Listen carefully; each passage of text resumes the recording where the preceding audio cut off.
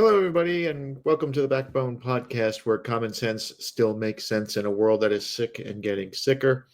Coming to you tonight, it's a very late for me. It's 10 o'clock my time. Today was my daughter's birthday, so we took her out for some festivities, and I just couldn't go to bed without airing this podcast tonight because the mess in California just gets messier. And it's getting messier because of the stupidity of the governor and the mayor and anybody in leadership in California right now just deserves to get their pink slips and get out of there. This has turned into a fiasco.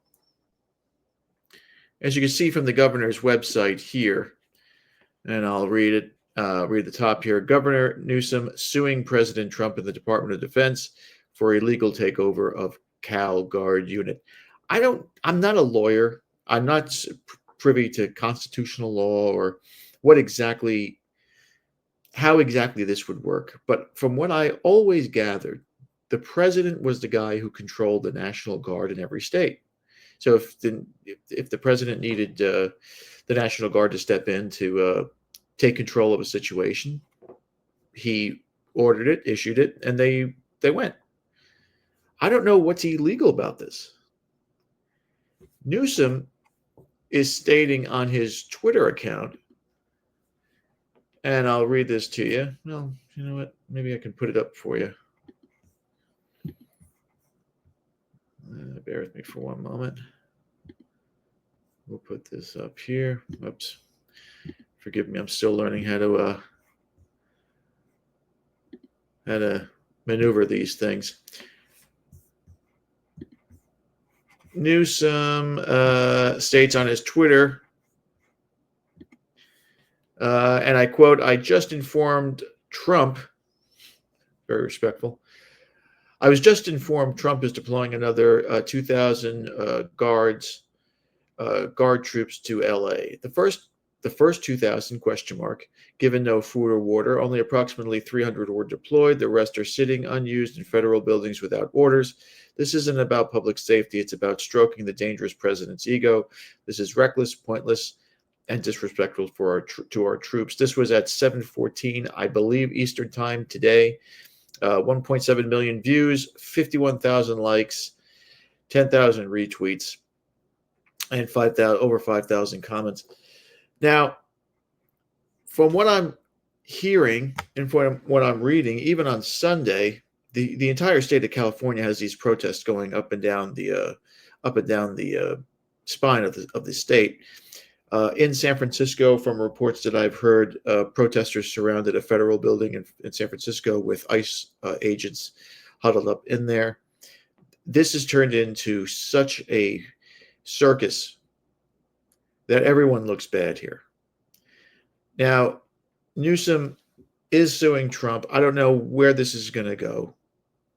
I don't think he can get anything out of this. What's he suing him for? He doesn't have to remove Trump doesn't have to remove these troops.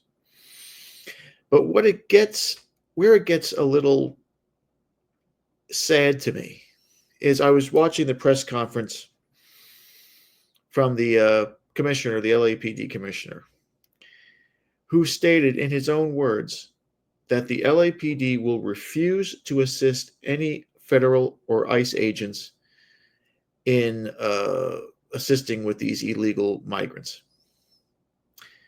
As a matter of fact, what he said was that the LAPD was here for them, not to assist in the deportation of these people. Now, the LAPD isn't paid by illegal immigrants because they don't pay taxes. The LAPD is paid by the citizenry of LA County. He should be working for them. And he's not. He should have the only people he should be worried about are the citizens of the city of Los Angeles. And he's not worried about them. He's worried. He's just taking orders because he's a fool. He's a weak, feeble little man. and he just wants his paycheck every week. But I brought up the question last night because I don't know if this constitutes it. But is this treason? Going against federal orders, and I know that the LAPD they're not federal employees, but they're going up against the orders of the president. Could this be considered harboring illegals? Could it be considered illegal not obeying the wishes or the commands of the president of the United States? What ramifications are there? And what happens?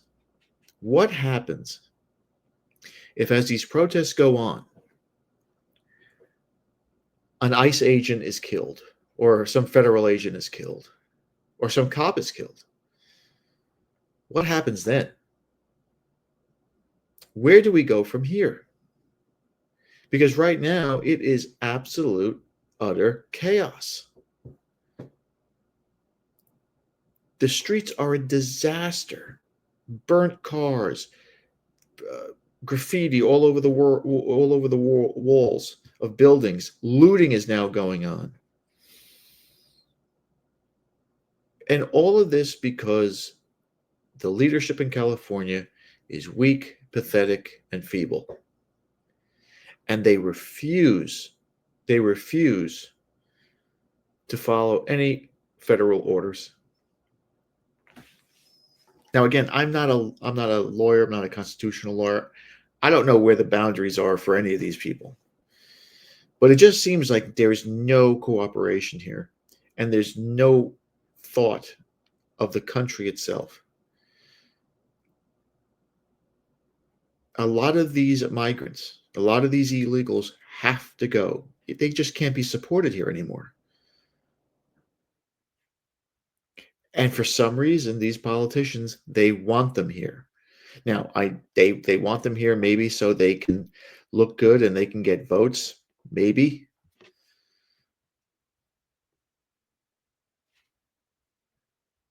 But why else would they want them here? For cheap labor? It just makes no sense to me. Now, Trump has come back, and you know how Donald is. He's not going to sit back and just keep quiet here. This is courtesy of KTLA 5. Trump endorses the arrest of Gavin Newsom. Let's see what he has to say here. Threats by White House border czar Tom Homan, where Homan said Newsom could be arrested if he interfered with ICE arrest. Here's the governor with MSNBC. He's a tough guy. Why doesn't he do that? He knows where to find me. But you know what? Let your hands off 4-year-old girls that are trying to get educated. Let your hands off these poor people. They're just trying to live their lives, man. Trying to live their lives, paying their taxes. Been here 10 years. The fear, the horror. The hell is this guy? Come after me, arrest me. Let's just get it over with. Tough guy.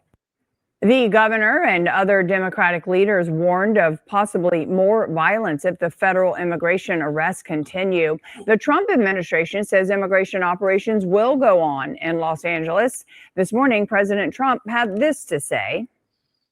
Gavin Newsom he's daring Tom Homan to come and arrest him. Should he do it? I would do it if I were Tom. I think it's great. Gavin likes the publicity, but I think it would be a great thing. He's done a terrible job. Look, I like Gavin Newsom. He's a nice guy, but he's grossly incompetent. Everybody knows. All you have to do is look at the little railroad he's building. It's about 100 times over budget. We're putting a flagpole over there. Under budget. I always do under budget. The president then posted on Truth Social defending his decision to send the National Guard, saying, quote, if we had not done so, Los Angeles would have been completely obliterated, unquote. He then went on to say Governor Newsom and Mayor Bass should be thanking him. Well, there you go. There's the Orange Messiah again. And let me tell you, he is looking old. He's really old now. Donald may have lost a little bit of his mustard on his fastball here. But I think the funny part is that Trump, I think, since then has walked those words back about having Newsom arrested. Tom Homan may have also. But we see here there's such a battle of words here and empty promises. Nothing is getting done.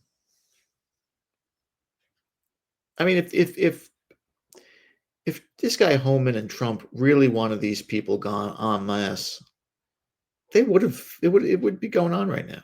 They'd be loading truckloads of these people and getting them out of here. I just think these guys just drag their feet all the time. And these migrants have to go. We know that. We know that. But this is what happens when you have toxic people. And, Trump is a bit toxic himself. This guy Homan doesn't seem like he's, the life of parties either at the end of it. And Gavin Newsom is just, he's just vapid. He's just a vapid person. And that's where we're going to go with the man memo today. We're going to make this, I'm going to try to make this as short as possible because it's late where I am and it's been a long day. But we're going to talk about toxic individuals and what you should do and not allow them to dictate your feelings. Epictetus wisely advised that he observed, I should say, that we suffer not from the events in our lives, but from our judgments about them.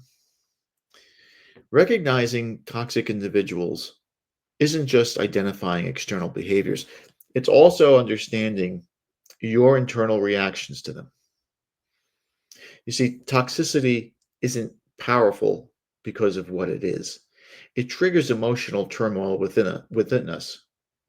Jung warned us about the shadow we refuse to see clearly. And he's saying, and I quote, "Until you make the unconscious conscious, it will direct your life."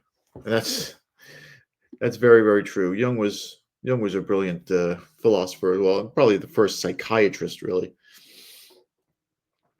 By seeing your shadow fully, you begin to take back the power that these individuals hold over you emotionally. Right? They pull the strings on you. They trigger you. But toxic behaviors aren't always overtly critical.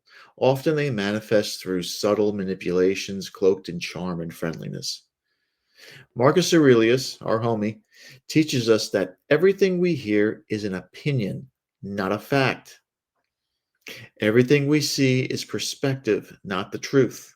Realizing these manipulations are subjective interpretations empowers you to detach emotionally from their impact. Acknowledging toxic behavior openly doesn't make you cynical. That's what narcissists will try to tell you. Oh, you're being very cynical and you double talk and you don't believe anything. It's an act of an emotional courage. You begin to see clearly who contributes positively to your life and who erodes your peace.